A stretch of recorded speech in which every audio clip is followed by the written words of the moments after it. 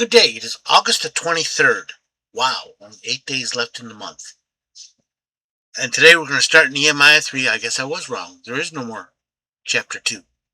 Doing the first two verses and Proverbs 23. Remember, if you'd like to be tagged when I post these videos, or if you have any questions, comments, concerns, suggestions, complaints, or anything else, you may reach me through 810-242-2997.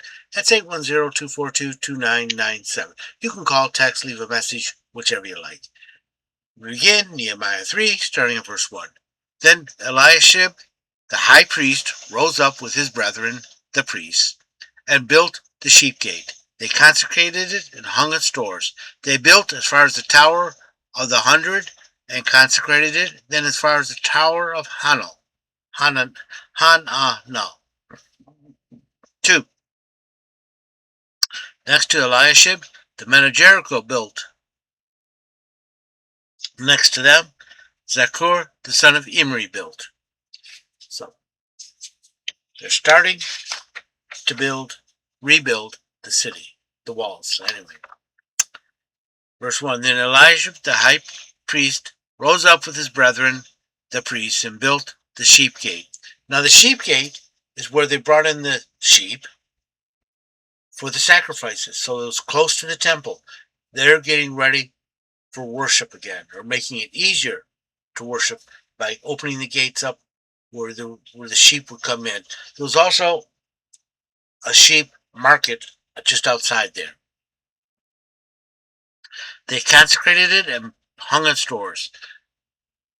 And so they consecrated, that means they made it holy. And they hung its doors. They built as far as the Tower of the 100 and consecrated it, again making it holy. And then as far as the Tower of Hananel. We're not told how far it is from the sheep gate to the second tower, the Tower of Hananel. But they're starting to rebuild. The high priest is also called the great high priest in other places, and sometimes just the chief priest. So they're starting to get the wall ready. They got one gate built already. Next to Eliashib were the men of Jericho.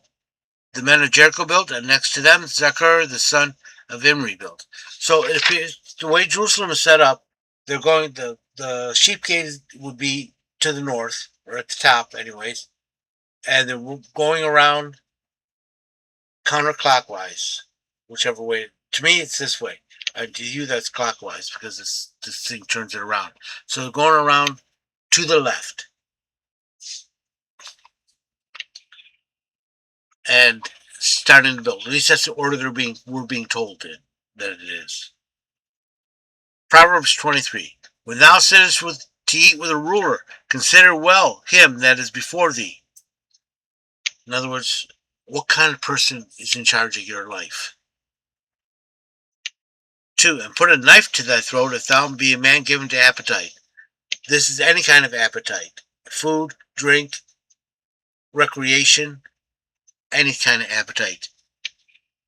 Be careful. 3. Be not envious of his dainty, seeing their deceitful food. What that means is he's got nice, rich, sweet food, and it's really got a little poison in it.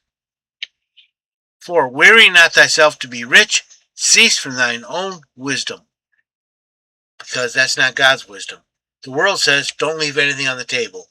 God says, leave enough for the poor. But even when you're harvesting crops, he says, round the corners. And when you're taking fruit off a tree, after the first shaking, don't go back. Leave the fruit.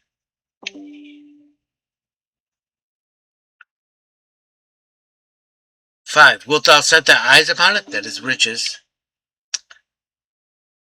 It's gone. Yeah, money talks. It says goodbye. For riches certainly make themselves wings, like an eagle that flieth toward heaven. 6. Eat not the bread of him that hath an evil eye. That's someone who hates you. Neither desire thou his dainties. Dainties, again, taste great, but they're kind of poisonous. 7. For one is one reckless of self, so is he. Eat and drink, says he to thee, but his heart is not with thee. In other words, just take as much as you want. Go ahead, fill yourself up. But he's taking note of how much you're eating and later on he may come by or will come by. Oh, remember what I did for you? The morsel thou hast eaten shalt thou vomit up, and lose thy sweet words. Yeah, it won't taste so good then. 9. Speak not in the ears of a fool, for he despises the wisdom of thy words. 10. Remove not the ancient landmark, and enter not in the fields of the fatherless. This is moving a fence line. You're stealing someone's land who can't defend it. For their Redeemer is strong, and he will plead their cause with thee. God will take their side. 12. Apply thy heart unto instruction, and thy ears to words of knowledge. Take and consider good advice. Consider and take good advice. 13. Withhold not correction from the child, for thou beat him with the rod, he will not die. Thou beatest with the rod, and thou wilt deliver his soul from the netherworld. In other words, correct him.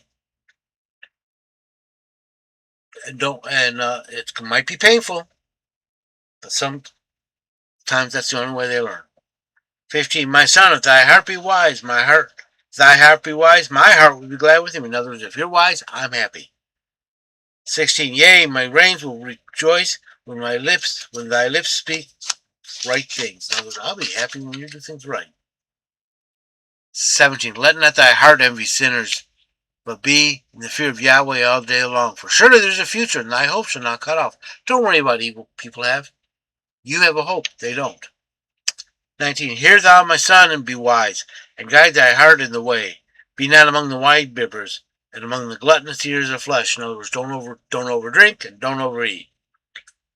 21. For the glutton and the drunkard and the glutton shall come to poverty, because they eat and drink. And drowsiness, sleeping too much, will clothe a man with rags. 22. Hearken thy father, unto thy father that begot thee, and despise not thy mother when she is old. Take care of your parents.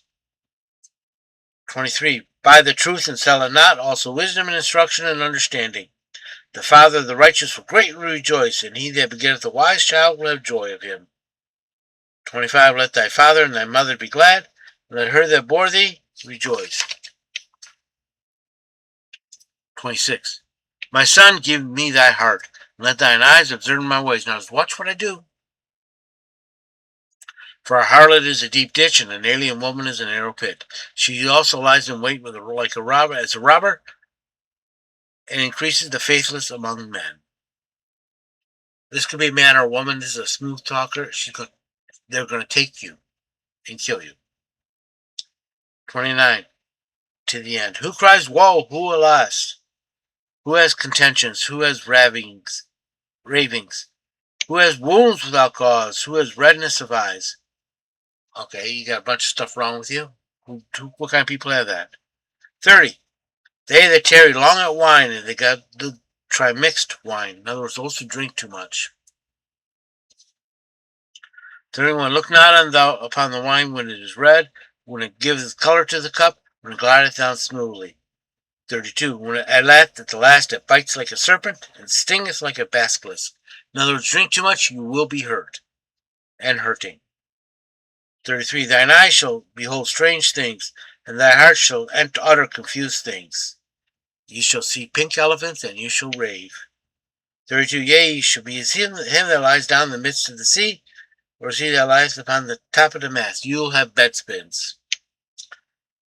35. They have struck me, and I felt it not. They have beaten me, and I knew it not. You'll be senseless. When shall I wake? I shall seek it yet again. Yeah, will I seek it yet again? Yet, when I get up again, after I pass out or whatever, I'll do it all over. I hope you've been blessed by this reading. May the Lord richly bless you. Remember, if you'd like to be tagged when I post these videos, if you have any questions, comments, concerns, suggestions, complaints, or anything else, you may reach me through 810-242-2997. It's 810-242-2997. You can call, text, leave a message, whichever you like. Remember, Jesus loves you, so do I.